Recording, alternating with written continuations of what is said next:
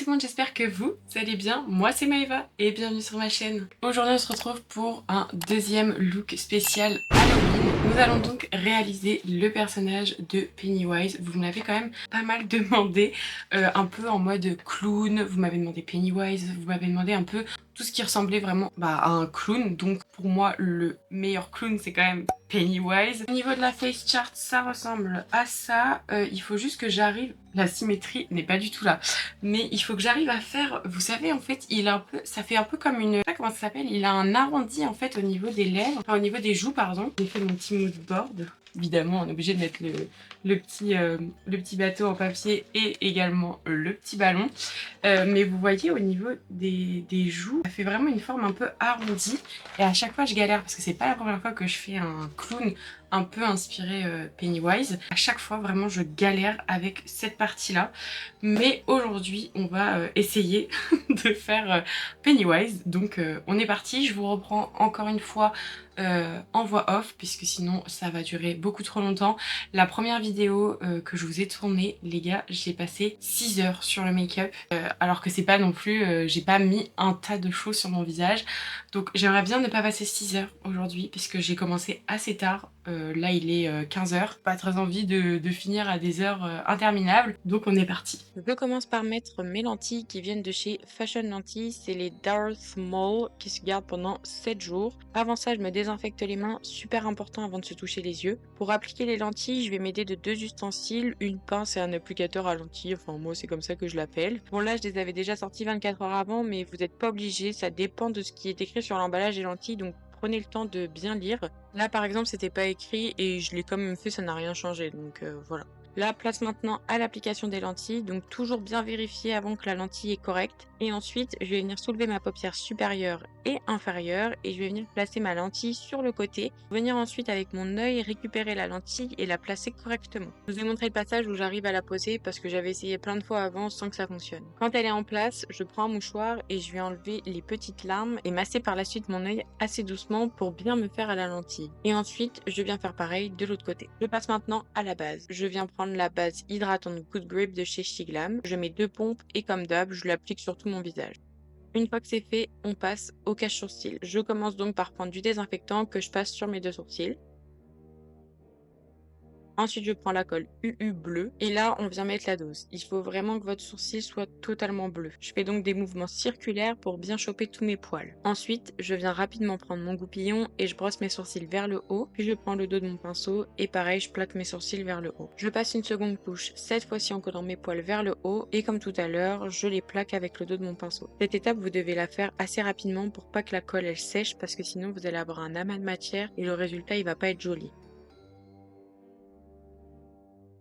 En attendant que mes sourcils sèchent, je prends mon eau micellaire et un coton pour venir démaquiller au-dessus et en dessous de mes sourcils. Quand mes 2 sourcils sont fixés, je viens prendre ma palette de correcteur de chez NYX et je vais prendre le orange foncé de la palette afin d'annuler la couleur de mes poils. Et pour cela, je vais venir prendre un pinceau pour les cernes. Encore une fois, c'est très important de tapoter et de ne pas étirer parce que sinon vous allez enlever tout le travail que vous avez fait auparavant. Pareil, j'en mets beaucoup pour que ça cache bien comme il faut. Je prends ensuite une éponge que j'ai humidifiée auparavant et je viens estomper, toujours en tapotant, mon correcteur. Je viens remettre de la couleur s'il y a besoin. Ensuite, je viens fixer avec ma poudre RCMA et une houppette. Pareil, on n'hésite pas sur la quantité, faut que ça tienne et que ça cache.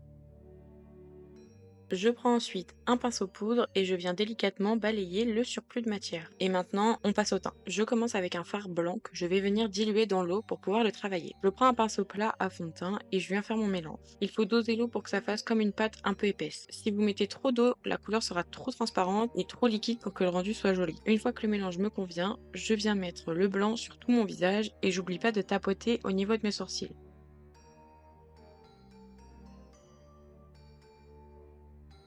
Quand j'estime être assez blanche, je viens estomper correctement le blanc avec mon éponge. Et c'est vraiment là où la magie opère et où le rendu est beaucoup plus joli.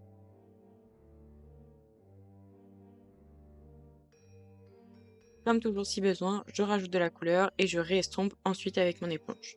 Maintenant que je suis bien blanche, on va venir fixer le tout avec ma poudre et ma houppette. Et là, comme tout à l'heure, je mets la dose pour pas que ça bouge. J'ai l'impression de faire que de me répéter dans cette vidéo, mais en même temps, j'ai pas trop le choix, hein. Je reprends mon pinceau poudre et je balaye tout mon visage pour enlever le surplus. On passe maintenant à la redéfinition des sourcils avec la palette Smoky de chez Beauty Bay. Je commence avec la couleur Tattoo et je prends un pinceau liner un peu plus épais que d'habitude. Je commence à esquisser ma forme au fard, comme ça me permet de moins me tromper pour après quand je vais repasser au liner et en plus de ça me permet de mieux visualiser ma forme.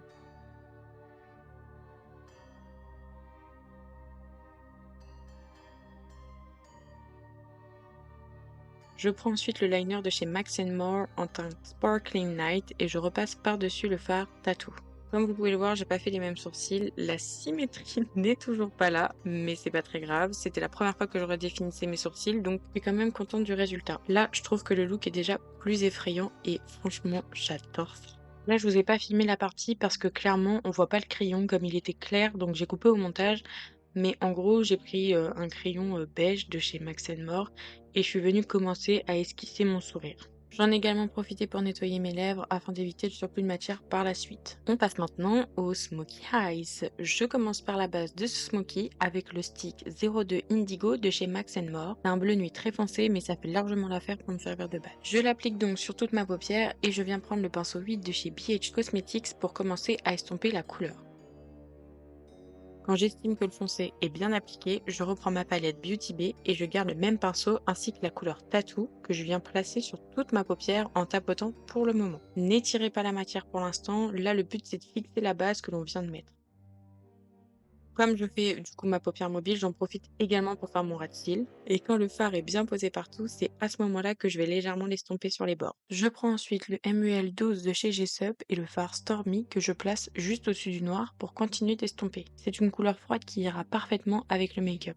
Après ça, je mets du pinceau 6 de chez BH Cosmetics, cette fois-ci sans matière, pour continuer de bien tout estomper. Quand vous faites des smokies, c'est hyper important que tout soit bien dégradé, parce que sinon ça fait très vite sale. Après là, si jamais vous vous loupez, c'est pas hyper grave puisque c'est un make-up d'Halloween, donc faut pas que tout soit parfait. Maintenant que tout est bien estompé, on va finir par mettre une petite touche de brillant, parce que bon, quand même, hein. Donc je prends mon doigt et la couleur Cauldron et je viens l'appliquer grossièrement sur ma paupière. Je viens ensuite l'estomper avec mon pinceau qui m'a servi à mettre le noir. Avant de mettre mon crayon en muqueuse, je prends juste un coton-tige et j'enlève le noir qui s'y est mis. Je prends ensuite le 02 Red Fire de chez Max More et je l'applique en muqueuse du coup. Je mets mes deux couches de mascara avec le Size Up de chez Sephora. Et maintenant, on passe au sourire de ce fameux clown et à son nez. Je commence par le nez et je prends le rouge à lèvres lingerie XXL Untamable de chez NYX, qui est un rouge hyper joli. Je viens donc le mettre sur mon nez en essayant de ne pas trop dépasser. Je garde la forme arrondie de mon nez et je ne vais pas plus loin que mes narines. Pour le sourire maintenant, je prends le crayon Maybelline, c'est le Color Sensational Lip Liner en teinte 80 Red Escape et je vais repasser par-dessus mon beige pour épaissir un peu plus mon trait.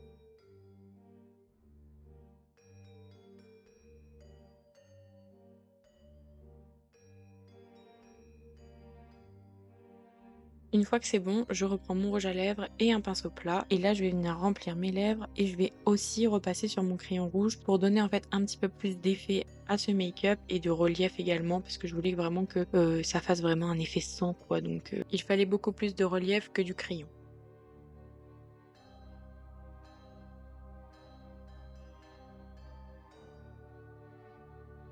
Pour finir, je prends du faux sang, une brosse à dents et je vais venir faire des éclaboussures pour donner vraiment un effet plus effrayant et ensanglanté au look.